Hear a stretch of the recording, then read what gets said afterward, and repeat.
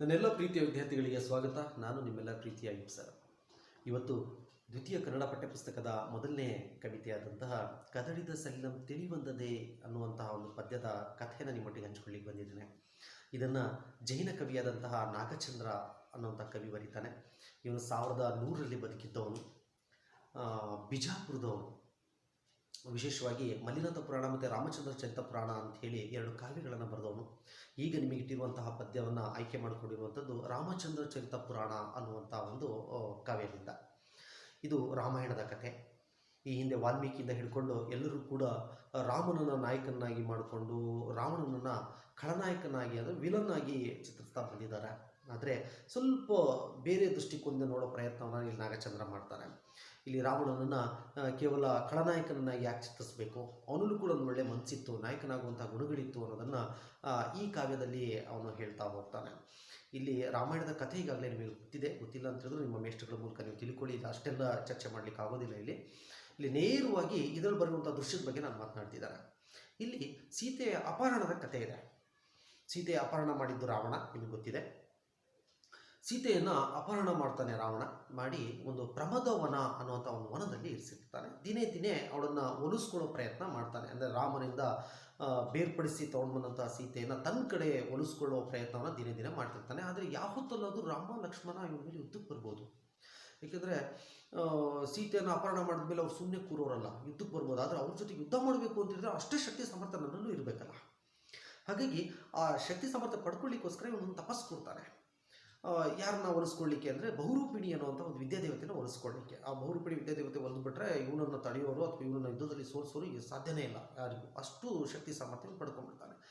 ಅಲ್ಲಿಂದ ನಿಮ್ಮ ಪದ್ಯ ಭಾಗ ಶುರುವಾಗ್ತದೆ. ಅವನು ಹೇಗೆ ಕೂತಿದ್ದಾನೆ ತಪಸ್ಸಿಗೆ ಅಂತಂದರೆ, ಒಂದು ನಕ್ಷತ್ರಗಳು ಹೇಗೆ ಸ್ಥಿರವಾಗಿ ನಿಲ್ತಾವೋ ಹಾಗೆ ತನ್ನ ಮನಸ್ಸನ್ನು ಕೇಂದ್ರೀಕರಣ ಮಾಡಿಕೊಂಡು ಅವನು ತಪಸ್ಸಿಗೆ ಕೂತಿದ್ದಾನೆ. ಆಗ ಕೂತಿರುವಂಥ ಒಂದು ತಪಸ್ಸಿಗೆ ವಿದ್ಯಾದೇವತೆ ಒಲಿತಳು ಕೂಡ. ಅದೇ ಮೊದಲನೇ ಪದ್ಯ ಭಾಗದಲ್ಲಿ ಇದೆ ನೋಡಿ. ಅವಳು ಹೇಗೆ ಪ್ರತ್ಯಕ್ಷ ಆಗ್ತಾಳೆ ಅನ್ನೋದನ್ನು ಅವನು ಕವಿತೆಯಲ್ಲಿ ಹೇಳ್ತಾನೆ. ಹೊಸಗಾರ ಸಿಡಿಲ ಮಸಕಮಂ ಮಸಕಳಿದು ಕೃದಾಂತ ಜಿಂಹೆ ಪೊಡಕರಿಸುವ ಓಲ್ ಬೆಸಸೆಂದು ಕರಂ ಮರ್ವಿಸಿ ಸನಿಧವಾಯಿತು ವಿದ್ಯೆ ರಾವಣನ ಇದಿರೋಳು. ಅಂದರೆ ಅವಳು ಪ್ರತ್ಯಕ್ಷ ಆಗ್ತಿರ್ಬೇಕಾದ್ರೆ ವಾತಾವರಣ ಹೇಗಿತ್ತು, ಅಲ್ಲಿ ಹೇಗಿತ್ತು ಅನ್ನೋದನ್ನು ಅವನು ಕವಿ ಚಿತ್ರಿಸ್ತಾನೆ. ಅಂದರೆ ಈ ಮುಂಗಾರಿನ ಸಿಡಿಲುಗಳು ಹೇಗೆ ಆರ್ಭಟಿಸ್ತಾವೋ ಅದಕ್ಕೂ ಮೀರಿತ್ತಂತೆ ವಾತಾವರಣ. ಹಾಗೆಯೇ ಯಮನ ನಾಲಿಗೆ ಅಲ್ಲಾಡೋ ರೀತಿಯಲ್ಲಿ ಎಲ್ಲದನ್ನೂ ಕೂಡ ಆಪೋಷಣೆ ಮಾಡುವ ರೀತಿಯಲ್ಲಿ ಭಯದ ವಾತಾವರಣ ಮೂಡಿಸುವಂತಹ ಒಂದು ವಾತಾವರಣ ಅಲ್ಲಿ ಇತ್ತಂತೆ. ಅಷ್ಟು ಪ್ರತ್ಯಕ್ಷವಾಗಿ ತನ್ನ ಕೈಗಳನ್ನು ಚಾಚಿ, ಹೇಳು ನನ್ನನ್ನು ಯಾಕೆ ಬರಮಾಡಿಕೊಂಡೆ ಅಂತ ಹೇಳಿ ವಿದ್ಯಾದೇವತೆ ರಾವಣನ ಹತ್ರ ಬರ್ತಾಳೆ. ಸನ್ನಿಧವಾಯಿತು, ಹತ್ರ ಬರ್ತಾಳೆ. ಬಂದು ರಾವಣನಿಗೆ ಹೇಳ್ತಾಳೆ ವಿದ್ಯಾದೇವತೆ, ನೋಡಪ್ಪ, ನನಗೆ ಚಕ್ರಧಾರಿಯಾದಂತಹ ಲಕ್ಷ್ಮಣನನ್ನು, ಆಮೇಲೆ ಚರ್ಮದೇಹಧಾರಿ ಅಂದರೆ ಕೊನೆಯ ದೇಹವನ್ನು ಧರಿಸೋನು, ಕೊನೆಯ ಅವತಾರ ಅಂತ ಆ ದೇಹದಂಥ ರಾಮನನ್ನು ಬಿಟ್ಟು ಉಳಿದವರನ್ನು ಯಾರನ್ನೂ ಉಳಿಸ್ಲಿಕ್ಕೆ ಕೊಡೋದಿಲ್ಲ, ನಾನು ಎಲ್ಲರನ್ನೂ ಸಾಯಿಸ್ಬಿಡ್ತೀನಿ ಅಂತ ಹೇಳ್ತಾನೆ. ಆದರೆ ರಾವಣ ಇವರಿಬ್ಬರು ಸಾಯಿಸ್ಲಿಕ್ಕೋಸ್ಕರನೇ ಇವಳನ್ನು ತಪಸ್ಸು ಕೂತು ಪ್ರತ್ಯಕ್ಷ ಮಾಡ್ಕೊಂಡಿದ್ದನು. ಅಂದರೆ ಮನಸ್ಸಿನಲ್ಲೇ ತನ್ನ ರಾವಣ ಹೇಳಿಕೊಂಡು, ಆಯಿತು, ಬೇರೆಯವರು ಅಳಿವು ಅಥವಾ ಬೇರೆಯವ್ರನ್ನ ನಾಶ ನನಗೆ ಹಾಕಬೇಕು, ನಿನ್ನಿಂದ ನನಗೇನು ಅವಶ್ಯಕತೆ ಇಲ್ಲ ಅದು ಅಂತ ಹೇಳಿ ಮನಸ್ಸಿನಲ್ಲಿ ಅಂದ್ಕೊಂಡು ಅವಳಿಗೆ ಪ್ರತ್ಯಕ್ಷ ಆಗಿದ್ದಕ್ಕೆ ನಮಸ್ಕಾರ ಮಾಡಿ ಏನು ತಪಸ್ಸು ಕೂತಿರ್ತಾನೆ. ಜೈನ ಮಂದಿರ ನೋಡಿ, ಇಲ್ಲೂ ಅಬ್ಸರ್ವ್ ಮಾಡಿ, ಜೈನ ದೇವಾಲಯ, ಜೈನ ಮಂದಿರ, ಇದನ್ನೇ ಅವನು ಫೋಕಸ್ ಮಾಡ್ತಿದ್ದಾನೆ. ಜೈನ ಧರ್ಮದಲ್ಲಿ ಜೈನ ದೇವಾಲಯದಲ್ಲಿ ಅವನೇನು ತಪಸ್ಸು ಮಾಡ್ತಿದ್ದ ಅದಕ್ಕೆ ಒಂದು 3 ಸರಿ ಪ್ರದಕ್ಷಿಣೆಯನ್ನು ಹಾಕಿ ಅಲ್ಲಿಂದ ತನ್ನ ಅರಮನೆ ಕಡೆ ಬರ್ತಾನೆ ರಾವಣ. ಅರಮನೆ ಕಡೆ ಬಂದಿದ್ದ ತಕ್ಷಣ ಅಲ್ಲೊಂದು ದೊಡ್ಡ ದುರಂತ ಆಗಿರ್ತದೆ. ಏನಾಗಿರ್ತದೆ, ಅಲ್ಲೊಬ್ಬ ಅಂಗದ ಗೊತ್ತಲ್ಲ, ವಾಲಿ ಸುಗ್ರೀವ ಅಂತ ಕೇಳಿದಿರಲ್ಲ ಕತೆ, ಅದು ಗೊತ್ತಿಲ್ಲ ಅಂದರೆ ಮೇಷ್ಟ್ರ ಅಂತ ತಿಳ್ಕೊಡಿ. ಅಂಗದ ವಾಲಿಯ ಮಗ ಅವನು ರಾಮನನ್ನ ಪರವಾಗಿರುವವನು. ರಾಮನ್ನ ಏನು ಸೀತೆಯನ್ನು ಅಪಹರಣ ಮಾಡ್ತಾನೆ, ಅದಕ್ಕೆಲ್ಲ ಅವಳು ಸೀತೆಯನ್ನು ಹುಡುಕೊಳ್ಳಿಕ್ಕೆ, ಅದನ್ನು ಪಡ್ಕೊಳ್ಳಿಕ್ಕೆ ಸಹಾಯ ಮಾಡೋದು. ಈ ವಿಷಯ ಅವನಿಗೆ ಗೊತ್ತಾಗ್ಬಿಡ್ತದೆ ಅಂಗದನಿಗೆ, ರಾವಣ ಸೀತೆಯನ್ನು ಅಪಹರಣ ಮಾಡಿಬಿಡಿಯಾನೆ ಅಂತೇಳಿ. ಹಾಗಾಗಿ ಅವನು ಇದಕ್ಕಿದ್ದಾಗೆ ರಾವಣನ ಅರಮನೆಗೆ ಬಂದಿರ್ತಾನೆ. ಆ ಟೈಮಲ್ಲಿ ಇವನು ತಪಸ್ಸು ಮಾಡ್ತಿರ್ತಾನಲ್ಲ, ಇವನು ಅರಮನೆಗೆ ಬರ್ತಾನೆ. ಅಲ್ಲಿ ಅರಮನೆಯಲ್ಲಿ ತನ್ನ ರಾವಣನ ಹೆಂಡತಿ ಮಂಡೋದರಿ, ಉಳಿದಂಥ ಅಲ್ಲಿ ಸೇವಕರೆಲ್ಲರೂ ಇರಬೇಕಾದ್ರೆ ಇವನು ಮನೇಲಿ ಬಂದು ರಾವಣ ಎಲ್ಲಿ ಅಂಥೇಳಿ ಎಲ್ಲರಿಗೂ ಗಲಾಟೆ ಮಾಡಿ ಅಲ್ಲಿರುವಂಥ ವಸ್ತುಗಳನ್ನೆಲ್ಲ ಹೊಡೆದಾಕಿ ಅವ್ರನ್ನೆಲ್ಲ ಹಿಂಸೆ ಮಾಡಿ ಅವ್ರು ಕೊರ್ಚಾಡಿ ಅದನ್ನೆಲ್ಲ ಹೇಳ್ತಾನೆ ನೋಡಿ. ಅದರ ಕೊರ್ಚಾಡಿ ಅವ್ರನ್ನೆಲ್ಲ ನಿಂದಿಸಿ ಬೈದು ಅವ್ರನ್ನೆಲ್ಲ ಹೊಡೆದು ಬಡ್ದು ಅಲ್ಲಿಂದ ತಕ್ಷಣ ಅಲ್ಲಿಂದ ಆಗ ತಾನೇ ಅವ್ನು ಹೋಗಿರ್ತಾನೆ. ರಾವಣ ಮನೆಗೆ ಬರ್ತಾನೆ, ಬಂದು ನೋಡ್ತಾನೆ ಅಸ್ತವ್ಯಸ್ತವಾಗಿರುವಂಥ ಅರಮನೆಯ ವಾತಾವರಣನೆಲ್ಲ ಅವನ್ನೆಲ್ಲ ನೋಡಿ ಅವನು ಪೆಟ್ಟು ತಿಂದ ಸಿಂಹದಂತೆ ಕೋಪಕ್ಕೆ ಒಳಗಾಗ್ತಾನೆ, ಗದರ್ತಾನೆ, ಅರ್ಚಾಡ್ತಾನೆ. ಯಾರಿಗೆಲ್ಲ ಮಾಡಿದ್ದು ನೀವು? ಮಂಡೋದರಿನೂ ಕೂಡ ಒಂದು ಕಡೆ ಬಾಡಿದ ಮುಖ ಹಾಕ್ಕೊಂಡು ಕೂತ್ಕೊಂಡಿರ್ತಾಳೆ. ಇದನ್ನೆಲ್ಲ ನೋಡಿ ಅವನಿಗೆ ಸಿಟ್ಟು ಬಂದ್ಬಿಡ್ತದೆ. ನಾನು ಇನ್ನೂ ಬಿಡೋದಿಲ್ಲ, ಯಾರು ನಿಮಗೆಲ್ಲ ಇಷ್ಟೆಲ್ಲ ತೊಂದರೆ ಕೊಟ್ಟಿದ್ದಾರೋ ಅವರಿಗೆಲ್ಲ ಎಳ್ಕೊಂಡು ಬಂದು ನಿಮ್ಮ ಕಣ್ಣು ಮುಂದೆನೇ ಅದಕ್ಕಿಂತ ಭೀಕರವಾದಂಥ ಶಿಕ್ಷೆನ ನಾನು ಕೊಡ್ತೀನಿ ಅವರಿಗೆ ಅಂತೇಳಿ ಅವ್ರ ಮುಂದೆ ಎಲ್ಲ ಶಪಥ ಮಾಡಿ ತನಗೆ ಒಲ್ದಂತಹ ವಿದ್ಯಾದೇವತೆ ಬಹುರೂಪಿಣಿ ವಿದ್ಯಾದೇವತೆಯನ್ನು ನೆನಪು ಮಾಡಿಕೊಂಡು, ನನಗೀಗ ಸಾಮಾನ್ಯ ಶಕ್ತಿ ಅಲ್ಲ, ನನಗೆ ಬಹುರೂಪಿಣಿ ವಿದ್ಯಾದೇವತೆ ಒಲ್ದಿದ್ದಾಳೆ, ನನ್ನನ್ನು ಯುದ್ಧದಲ್ಲಿ ಸೋಲಿಸುವಂಥವ್ರು ಯಾರೂ ಇಲ್ಲ, ಈಗ ನಾನು ಎಂಥವ್ರನ್ನೂ ಸೋಲಿಸಬಲ್ಲೆ ಅಂಥೇಳಿ ತನ್ನ ಭುಜಗಳನ್ನು ತಾನೇ ವೀಕ್ಷಣೆ ಮಾಡಿಕೊಂಡು, ತನ್ನ ಶಕ್ತಿಯನ್ನು ತಾನೇ ವೀಕ್ಷಣೆ ಮಾಡಿಕೊಂಡು ತನ್ನ ಪೂಜೆಯನ್ನು ಸಲ್ಲಿಸಿ ಅಲ್ಲಿ ಅಮೃತ ಆಹಾರವನ್ನು, ಶ್ರೇಷ್ಠವಾದಂಥ ಆಹಾರವನ್ನು ಸೇವಿಸಿ ಅವನು ಹೊರಡಬೇಕಾದ್ರೆ ಅವನಿಗೆ ಪ್ರಮಾದವೊಂದಲ್ಲಿರುವಂಥ ಸೀತೆ ನೆನಪಾಗ್ತಾಳೆ. ಸೀತೆಯನ್ನು ನೋಡಬೇಕು, ಸೀತೆಯನ್ನು ಮಾತಾಡಿಸ್ಬೇಕು ಅಂತೇಳಿ ಅನಿಸಿ ಮತ್ತೊಮ್ಮೆ ಒಲಿಸ್ಕೊಳ್ಳೋ ಪ್ರಯತ್ನದಲ್ಲಿ ಅವನು ಪ್ರಮಾದವನಕ್ಕೆ ಬರ್ತಾನೆ. ಅಲ್ಲಿ ಸೀತೆಯನ್ನು ನೋಡ್ಕೊಳ್ಳಿಕ್ಕೆ ಒಂದಿಷ್ಟು ಕಚರ ಕಾಂತಿಯರು ಅಂದರೆ ರಾಕ್ಷಸ ಸ್ತ್ರೀಯರನ್ನು ಅವನ್ನೆಲ್ಲ ಒಂದಿಷ್ಟು ಜನ ಸೇವೆಗೆ ಅಂತ ಬಿಟ್ಟಿರ್ತಾನೆ.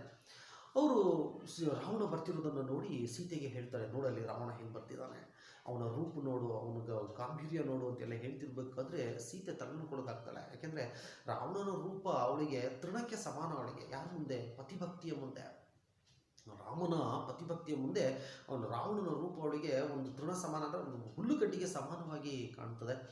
ಅವರು ಮನಸ್ಸಲ್ಲೇ ಹೆದರ್ತಾಳೆ, ಈ ರಾಮ ಲಕ್ಷ್ಮಣರ ಬಗ್ಗೆ ಎಂಥ ಕೆಟ್ಟ ವಾರ್ತೆ ತಂದನೋ ಏನೋ, ಎಂಥ ಸುದ್ದಿ ತಂದನೋ ಏನೋ ಅಂತೇಳಿ ಭಯಗೊಳ್ತಾಳೆ, ಆತಂಕಕ್ಕೊಳಗಾಗ್ತಾಳೆ. ಹಾಗೆ ಇರಬೇಕಾದ್ರೆ ಅವನು ಸಮೀಪಕ್ಕೆ ಬರ್ತಾನೆ. ಬಂದು ಸೀತೆಯ ಕುರಿತಾಗಿ ಹೇಳ್ತಾನೆ, ನೋಡು, ನನಗೆ ಬಹುರೂಪಿಣಿ ವಿದ್ಯಾದೇವತೆ ಹೊಂದಿದಳೀಗ, ನನಗೆ ಅಸಾಧ್ಯ ಅನ್ನುವಂಥದ್ದು ಯಾವುದೂ ಇಲ್ಲ, ಎಲ್ಲದೂ ಸಾಧ್ಯ ಇದೆ. ಈಗಲಾದರೂ ರಾಮನ ದೆಸೆ ಬಿಡು, ರಾಮನ ದಾರಿ ಬಿಡು, ರಾಮನ ಸವಾಸ ಬಿಡು, ನನ್ನ ಜೊತೆಗೆ ಬಾ, ನನ್ನ ಜೊತೆಗೆ ಬಂದು ಸುಖವಾಗಿರು, ಸಾಮ್ರಾಜ್ಯ ಸುಖವನ್ನು ಅನುಭವಿಸು ಬಾ ಅಂತ ಹೇಳಿ ಸೀತೆಗೆ ಹೇಳ್ತಾನೆ. ಹಾಗೆ ಹೇಳಿದ ತಕ್ಷಣವೇ ಸೀತೆ ಭಯ, ಆಕ್ರೋಶ ಎಲ್ಲದೂ ಕರೆದು ರಾವಣನಲ್ಲಿ ಒಂದು ವಿನಂತಿ ಮಾಡ್ತಾಳೆ. ನೋಡು ರಾವಣ, ನನ್ನ ಮೇಲೆ ನಿನಗೊಂದಿಷ್ಟಾದರೂ ಕರುಣೆ ಅನ್ನೋದಿದ್ದರೆ ದಯಮಾಡಿ ರಾಮನ ಆಯುಪ್ರಾಣ ಇರುವವರೆಗೆ, ಅಂದರೆ ರಾಮನ ಜೀವ ಇರೋವರೆಗೆ ನೀನು ಈ ಕಡೆ ಬರಬೇಡ, ನೀನು ಇಲ್ಲಿಗೆ ಬರಬೇಡ ಅಂಥೇಳಿ ಅವನನ್ನು ಕೇಳಿಕೊಂಡವಳೆ ಮೂರ್ಛೆ ಹೋಗ್ಬಿಡ್ತಾಳೆ, ಭೂಮಿ ಮೇಲೆ ಬಿದ್ದೋಗ್ಬಿಡ್ತಾಳೆ, ಧರಿತ್ರಿ ಮೇಲೆ ಭೂಮಿ ಮೇಲೆ ಬಿದ್ದೋಗ್ಬಿಡ್ತಾಳೆ. ಅದನ್ನು ನೋಡಿದ ತಕ್ಷಣ ನೋಡಿ, ಇಲ್ಲಿಂದ ಕಾವ್ಯದ ಭಾಗ ಸ್ವಲ್ಪ ಬದಲಾವಣೆ ಆಗ್ತದೆ, ಅಲ್ಲಿಂದ ಮನಪರಿವರ್ತನೆ ಆಗ್ತದೆ ಅವಳಿಗೆ, ರಾವಣನಿಗೆ ಮನಪರಿವರ್ತನೆ ಆಗ್ತದೆ. ಇನ್ನೂ ನಾನು ಸೀತೆಯನ್ನು ಪಡ್ಕೊಳ್ಳೋದ್ರಲ್ಲಿ ಅರ್ಥ ಇಲ್ಲ, ನಾನು ಅವಳಿಗೆ ಎಷ್ಟು ಹಿಂಸೆ ಕೊಟ್ಬಿಟ್ಟೆ, ಎಷ್ಟು ನಾನು ಅವಳಿಗೆ ಹಿಂಸೆಯನ್ನು ಕೊಟ್ಟು ಅವಳಿಗೆ ಈ ರೀತಿಯ ಪರಿಸ್ಥಿತಿಗೆ ನಾನೇ ಕಾರಣ ಆಗ್ಬಿಟ್ನಲ್ಲ ನಾನು ಅಂಥೇಳಿ ಸ್ವಲ್ಪ ಅವಳ ಮೇಲೆ ವೈರಾಗ್ಯ ಉಂಟಾಗ್ತದೆ ಅವಳಿಗೆ, ಯಾರಿಗೆ? ರಾವಣನಿಗೆ. ಅಲ್ಲಿಂದ ಸ್ವಲ್ಪ ಅವನು ಸೀತೆಯ ಬಗ್ಗೆ ವೈರಾಗ್ಯ ಬೆಳೆಸ್ಕೊಳ್ತಾ ಹೋಗ್ತಾನೆ. ಕವಿ ಅದನ್ನೇ ಹೇಳ್ತಾರೆ ನೋಡ್ರಿ, ಅದರಲ್ಲಿ ಶೀರ್ಷಿಕೆ ಕವಿತೆ ಬರ್ತದೆ, ಕದಡಿದ ಸಲೀಂ ತಿಳಿಯುತ್ತದೆ ಅಂದರೆ ಸೀತೆಯ ಪ್ರೀತಿಯಲ್ಲಿ ಕದಡ್ಕೊಂಡಂತಹ ಮನಸ್ಸು ಈಗ ರಾವಣನ ಮನಸ್ಸು ಸ್ವಲ್ಪ ತಿಳಿಯಾಗ್ತಿದೆ. ಅಂತ ಕದಡದ ನೀರು ಸ್ವಲ್ಪ ಹೊತ್ತಾದ್ಮೇಲೆ ತಿಳಿಯಾಗ್ತದೆ, ಹಾಗೆ ರಾವಣನ ಮನಸ್ಸು ಕೂಡ ತಿಳಿಯಾಗ್ತಿದೆ ಅದು ಅಂಥೇಳಿ ಅದಾದರೆ ಅದು ಹೇಳ್ತಾನೆ. ಒಂದು ನೀಲಿ ರಾಗ, ಒಂದು ಒಳ್ಳೆಯ ಉತ್ತಮವಾದಂತಹ ಈ ರೀತಿಯ ಭಾವನೆ, ಪ್ರೀತಿ ಒಬ್ಬ ಒಳ್ಳೆ ಮನುಷ್ಯನಲ್ಲಿ ಮಾತ್ರ ಮೂಡಲಿಕ್ಕೆ ಸಾಧ್ಯ, ಈ ಪಶ್ಚಾತ್ತಾಪದ ಭಾವನೆ ಒಬ್ಬ ಒಳ್ಳೆ ವ್ಯಕ್ತಿಯಲ್ಲಿ ಮಾತ್ರ ಬರಲಿಕ್ಕೆ ಸಾಧ್ಯ ಅಂತೇಳಿ ಹೇಳ್ತಾ ಒಂದು ಹೋಲಿಕೆಯನ್ನು ಕೂಡ ಕೊಡ್ತಾನೆ ಕವಿ. ಹೇಗೆ ಅಂದರೆ, ಒಂದು ತನಗೆ ಅಂಟಿದಂತಹ ಒಂದು ಕೆಂಪನ್ನು ಅಂದರೆ ಎಳೆ ಬಿಸಿಲನ್ನು ಸಂಜೆ ಹೊತ್ತಿನಲ್ಲಿ ಹೇಗೆ ತನ್ನ ಕಿತ್ತು ಬಿಸಾಡಿ ಹೋಗಿ ಸೂರ್ಯ ಮುಳುಗ್ತಾನೋ, ಹಾಗೆಯೇ ತನ್ನ ಮನಸ್ಸಿಗೆ ಅಂಟ್ಕೊಂಡಂತಹ ಈ ಸೀತೆಯ ಕುರಿತಾದಂಥ ವ್ಯಾಮೋಹದ ಪ್ರೀತಿಯನ್ನು ಅವನೇನು ಮಾಡ್ತಾನೆ, ತೆಗೆದು ಬಿಸಾಡುವಂಥ ಒಂದು ನಿರ್ಧಾರ ಮಾಡ್ತಿದ್ದಾನೆ ಅಂಥೇಳಿ ನಾಗಚಂದ್ರ ಅದನ್ನು ಒಂದು ಸುಂದರವಾದ ಹೋಲಿಕೆಯೊಂದಿಗೆ ಹೇಳೋ ಪ್ರಯತ್ನ ಮಾಡ್ತಾನೆ. ಅದಾದ ಮೇಲೆ ಈ ಕಡೆ ರಾವಣ ನಾನಿನ್ನು ತಪ್ಪು ಮಾಡಿಬಿಟ್ಟೆ, ಈ ಥರ ನಾನು ಮಾಡಬಾರ್ದಿತ್ತು ಅಂಥೇಳಿ ತನ್ನ ಸೊಕ್ಕಿಯ ಆಪ್ತ ಪರಿವರ್ಗಕ್ಕೆ, ಅಂದರೆ ತನ್ನ ಆಸ್ಥಾನದಲ್ಲಿರುವಂಥ ಎಲ್ಲರಿಗೂ ಕೂಡ ಒಂದು ಮಾತು ಹೇಳ್ತಾನೆ. ನೋಡು, ತಾನು ಭಾಳ ದೊಡ್ಡ ಗುಣ ಪರಿಪಾಲನೆ ಮಾಡೋಂಥವನು, ನನ್ನನ್ನು ಕೂಡ ಅವಳು ಒಲಿಲಿಲ್ಲ, ನನ್ನನ್ನು ಬೇಡ ಅಂದ್ಬಿಟ್ಲು. ಹೋಗಲಿ, ದಿವ್ಯ ಆಭರಣ, ಬಂಗಾರ ಇದನ್ನೆಲ್ಲ ಕೊಡ್ತೀನಿ ಅಂತ ಹೇಳಿದೆ, ಅದನ್ನು ಕೂಡ ಅವಳು ಒಲ್ಲೆ ಅಂತ ಹೇಳಿಬಿಟ್ಲು, ಬೇಡ ಅಂತ ಹೇಳಿಬಿಟ್ಲು. ರಾಜ್ಯಲಕ್ಷ್ಮಿಯ ಆಸೆ ತೋರಿಸ್ದೆ, ಅದನ್ನು ಒಂದು ತೃಣಕ್ಕೆ ಸಮಾನವಾಗಿ ಭಾವಿಸ್ಬಿಟ್ಲು, ಅಂದರೆ ಒಂದು ಹುಲ್ಲುಗಡ್ಡಿಗೆ ಸಮಾನವಾಗಿ ಭಾವಿಸ್ಬಿಟ್ಲು, ಅದಕ್ಕೂ ಕೂಡ ಅವಳು ಕೇಳಿಲ್ಲ. ಇಂಥ ಒಂದು ಹೆಣ್ಮಗಳನ್ನು ಒಬ್ಬ ಒಳ್ಳೆಯ ಪುರುಷನಾದಂಥವನು ಹೇಗೆ ಪಡ್ಕೊಳ್ಳಿಕ್ಕೆ ಸಾಧ್ಯ? ಅಷ್ಟೇ ಅಲ್ಲದೆ, ನಾನು ಒಬ್ಬರ ಮೇಲೊಬ್ಬರು ಪ್ರಾಣ ಇಟ್ಕೊಂಡೆ ರಾಮ ಸೀತೆ, ಅವ್ರನ್ನ ನಾನು ಬೇರೆ ಮಾಡುವಂಥ ಪ್ರಯತ್ನ ಮಾಡಿದ್ನಲ್ಲ, ಕೆಟ್ಟ ಶಬ್ದಗಳಿಂದ ಅವರಿಗೆ ನಿಲ್ಲಿಸುವಂತಹ ಪ್ರಯತ್ನ ಮಾಡಿಬಿಟ್ನಲ್ಲ ನಾನು ಎಂಥ ದೊಡ್ಡ ತಪ್ಪು ಮಾಡಿಬಿಟ್ಟೆ ಅಂಥೇಳಿ ಅವನಿಗೆ ಮನ ಪರಿವರ್ತನೆ ಆಗ್ತಿದೆ, ಪಶ್ಚಾತ್ತಾಪಕ್ಕೆ ಒಳಗಾಗ್ತಿದ್ದಾನೆ. ರಾವಣ. ಹಾಗೆ ಅವನು ಪಶ್ಚಾತ್ತಾಪಕ್ಕೆ ಒಳಗಾಗಿದ ತಕ್ಷಣವೇ ತನ್ನ ಆ, ಆ ರಾಮನಿಂದ ಸೀತೆಯನ್ನು ಬೇರೆ ಮಾಡಿ, ನಾನು ಎಂಥ ದೊಡ್ಡ ತನ್ನ ಕೆಟ್ಟ ಮೋಹದ ಒಳಗಕ್ಕೆ ಒಳಗಾಗ್ಬಿಟ್ನಲ್ಲ. ಇದನ್ನು ಪಾಪ ವಿಭೀಷಣನು ಕೂಡ ಹೇಳ್ತಾನೆ. ವಿಭೀಷಣ ಹೇಳ್ತಾನೆ, ನೀನು ಭಾಳ ದೊಡ್ಡ ತಪ್ಪು ಮಾಡಿಬಿಟ್ಟೆ, ಇದನ್ನೆಲ್ಲ ನೀನು ಮಾಡಬೇಡ ಅಂತ ಹೇಳಿದಾಗ ನಾನು ಅವನ ಮಾತನ್ನು ಕೇಳಿಲ್ಲ. ತಮ್ಮ ವಿಭೀಷಣನ ಮಾತನ್ನು ನಾನು ಕೇಳಿಲ್ಲ, ಅವನಿಗೆ ಬೈದೆ, ಅವನನ್ನು ಕೆಟ್ಟ ಶಬ್ದಗಳಿಂದ ನಿಲ್ಲಿಸಿ ಅವನಿಗೆ ಆಸ್ಥಾನದಿಂದ ಹೊರಗಡೆ ಹಾಕಿದೆ. ಅವನ ಮಾತು ನಾನು ಕೇಳಿಲ್ಲ. ಇನ್ನು ಯಾಕಂದರೆ ನಾನು ದುರಭ್ಯಾಸಗಳಿಗೆ ದುರ್ವ್ಯಸನಗಳಿಗೆ ಒಳಗಾಗ್ಬಿಟ್ಟಿದ್ದೀನಿ. ನಾನಿನ್ನು ಒಳ್ಳೆ ಮಾತುಗಳಿಗೆ ಯಾಕೆ ಕೇಳ್ತೇನೆ ನಾನು. ಹಾಗಾಗಿ ನನ್ನ ಮನಸ್ಸಲ್ಲಿ ಕೆಟ್ಟತನವೇ ತುಂಬಿಕೊಂಡಿತ್ತು. ಹಾಗಾಗಿ ನಾನು ಇದರಿಂದ ನಾನು ಏನೇನೆಲ್ಲ ಕಳ್ಕೊಂಡೆ ಅಂತಲೂ ಹೇಳ್ತಾನೆ. ನನ್ನ ಕೀರ್ತಿಯನ್ನು ನಾಶ ಮಾಡಿಕೊಂಡೆ, ಸೋಲಿನ ಸಂಬಂಧವನ್ನು ಕಟ್ಕೊಂಡೆ, ಅಷ್ಟೇ ಅಲ್ಲ ನನ್ನ ಮನಸ್ಸಿನ ಕೇಡನ್ನು ಮಾಡಿಕೊಂಡೆ ನಾನು. ಹಾಗಾಗಿ ದುರ್ಗತಿಯನ್ನು ತಂದ್ಕೊಂಡ್ಬಿಟ್ಟೆ, ದುಶ್ಚಟಕ್ಕೆ ಒಳಗಾಗ್ಬಿಟ್ಟೆ ನಾನು ಭಾಳ ದೊಡ್ಡ ತಪ್ಪಾಯಿತು, ನಾನು ಹೀಗೆ ಮಾಡಬಾರ್ದಿತ್ತು ಅಂಥೇಳಿ ಅವನಿಗೆ ಪಶ್ಚಾತ್ತಾಪ ಉಂಟಾಗ್ತದೆ. ಆದರೆ ಕೊನೆಗೂ ನಿರ್ಧಾರ ಮಾಡ್ತಾನೆ. ಆಯಿತು, ಸೀತೆಯನ್ನು ಈಗ ಒಪ್ಪಿಸ್ಬಿಡೋಣ ರಾಮನಿಗೆ. ಇನ್ನು ಸೀತೆಯನ್ನು ಪಡ್ಕೊಳ್ಳೋದ್ರಲ್ಲಿ ಅರ್ಥ ಇಲ್ಲ, ಸೀತೆಯ ಮೇಲಿನ ಪೂರ್ತಿ ಪ್ರೀತಿಯನ್ನು ಕಳಿಸಾಕೋದು ಅಂತೇಳಿ ನಿರ್ಧಾರ ಮಾಡಿದ ಮೇಲೆ ಸೀತೆಯನ್ನು ಬಿಟ್ಬಿಡೋಣ ಅಂತೇಳಿ. ಆದರೆ ಸೀತೆಯನ್ನು ಹೀಗೆ ತೊಗೊಂಡೋಗಿ ಬಿಟ್ಬಿಟ್ರೆ ಏನಂತಾಗುತ್ತೆ, ತನ್ನ ಪರಾಕ್ರಮ ಹಾಳಾಗ್ತದೆ, ನನ್ನ ಬಿರುದು, ನನ್ನ ಪರಾಕ್ರಮ, ನನ್ನ ಬಿರುದು, ಬಾವಲಿಗಳೆಲ್ಲ ಮಣ್ಪಾಲಾಗ್ಬಿಡ್ತದೆ. ಹೆದರ್ಬಿಟ್ಟ ರಾಮ ಲಕ್ಷ್ಮಣರಿಗೆ ಹೆದರಿ ಇವನು ಸೀತೆಯನ್ನು ತೊಗೊಂಡು ಒಪ್ಪಿಸ್ಬಿಟ್ಟ ಅಂತ ಹೇಳಿ ಆಗ್ಬಿಡ್ತದೆ. ಹಾಗಾಗಬಾರ್ದು ಅಂತ ಹೇಳಿದ್ರೆ, ಯುದ್ಧದಲ್ಲಿ ನಾನು ಪರಾಕ್ರಮ ಎರಡೂ ಸೈನ್ಯಗಳು ಹೊಗಳೂ ರೀತಿಯಲ್ಲಿ ಹೋರಾಡಿ ರಾಮ ಲಕ್ಷ್ಮಣರನ್ನ ಇಬ್ಬರನ್ನು ವಿರಥ ಮಾಡಿ, ಅಂದರೆ ರಥಹೀನರನ್ನಾಗಿ ಮಾಡಿ ಅವ್ರನ್ನ ಸೋಲಿಸಿ ಅವ್ರನ್ನ ಎಳ್ಕೊಂಡು ಬಂದು ಆಮೇಲೆ ಸೀತೆಯನ್ನು ಒಪ್ಪಿಸ್ಬೇಕು ಇವರಿಗೆ.